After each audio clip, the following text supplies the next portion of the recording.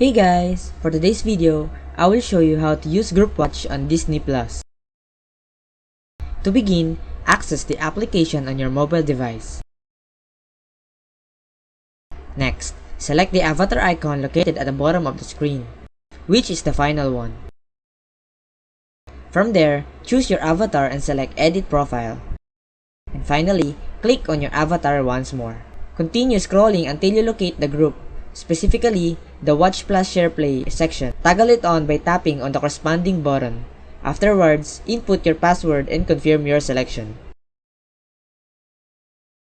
The Groupwatch feature should now be enabled.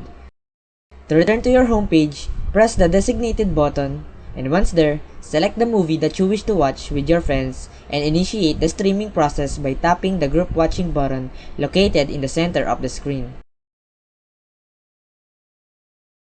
You can invite your friends by tapping on the invite icon and then start streaming by clicking on start stream.